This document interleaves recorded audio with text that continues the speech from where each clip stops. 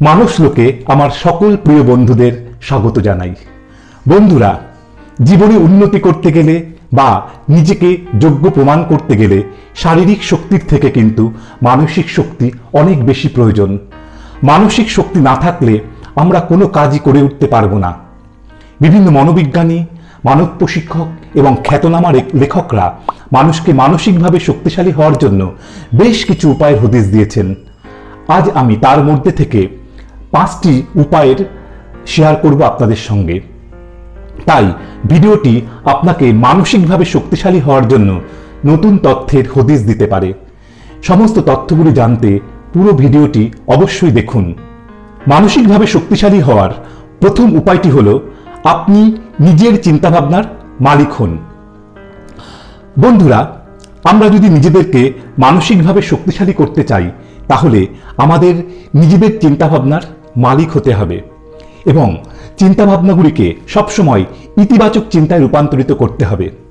আমরা যদি বিফলতার কথা ভাবি তাহলে আমরা বিফলই হব, কিন্তু আমরা যদি সফলতার কথা ভাবি আমরা জীবনে সফল হব। কোনো চাকরি প্রার্থী যদি কোনো পরীক্ষায় বসার আগে সে ভাবে সে এই চাকরি পরীক্ষায় উত্তীর্ণ হবে না, সে কখনোই সেই চাকরি পরীক্ষায় পাশ করতে পারবে না। তাই আমাদের সবসময় সফলতার কথা ভাবতে হবে। নিজেকে কখনোই হীন প্রমাণ করার চেষ্টা করবেন না। সবসময় ভাববেন আমি এই কাজটি করার জন্য যোগ্য, এই কাজটি আমার জন্য। ধীরুভাই আম্বানি দুবাইতে এক পেট্রোল পাম্পে কাজ করার সময় স্বপ্ন দেখেছিলেন তিনি একটি বিরাট তেল কোম্পানি গড়ে তুলবেন। তিনি এতটাই মানসিকভাবে শক্তিশালী ও আত্মবিশ্বাসী ছিলেন যে রিলায়েন্স রূপী বিশ্ববিখ্যাত কোম্পানির মানচিত্র, ওনার ইতিবাচক দৃষ্টিভঙ্গি ওনাকে অনেক আগেই তৈরি করে দিয়েছিল। তাহলে আপনারা সর্বদা নিজেদেরকে উৎসাহিত করুন। নিজেদেরকে যদি উৎসাহিত করেন দেখবেন আপনি ধীরে ধীরে কতটা মানসিকভাবে শক্তিশালী হয়ে উঠবেন। বন্ধুরা, দ্বিতীয় উপায়টি কিন্তু আপনাদের মনের জোর বা শক্তি অনেক গুণ বাড়িয়ে দিতে পারে, আর সেটি হলো যে কোনো সমস্যার সরাসরি মোকাবিলা করুন। মানসিকভাবে শক্তিশালী হতে গেলে আমাদের যে কোনো সমস্যার সরাসরি মোকাবিলা করা শিখতে হবে। আমরা যে সমস্যাকে এড়িয়ে চলব সেই সমস্যাই আমাদেরকে বেশি বিপদে ফেলতে পারে। তাই সমস্যায় ঘাবড়ে না গিয়ে তাকে সরাসরি মোকাবিলা করুন। ভেবে দেখুন যে আপনি কোন কোন উপায়ে সেই সমস্যার সমাধান করতে পারবেন। এরপর আপনি সমস্যার মোকাবিলা করার জন্য সামনে এগিয়ে যান। আর ব্যক্তি জীবনে অন্যের চোখে চোখ রেখে কথা বলুন। দেখবেন আপনি মানসিকভাবে অনেক শক্তিশালী হয়ে উঠবেন।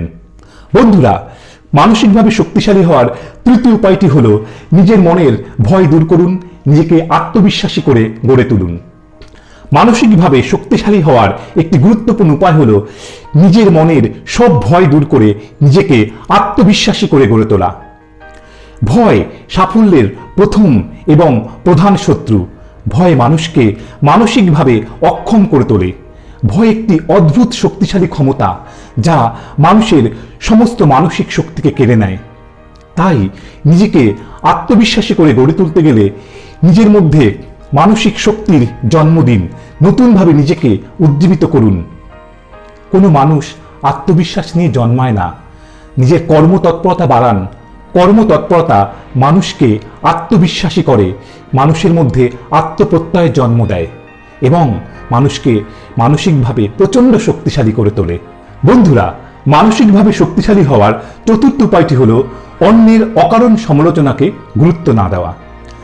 আপনি যদি মানসিকভাবে শক্তিশালী হতে চান তাহলে অন্যের সমালোচনাকে কখনো গুরুত্ব দেবেন না।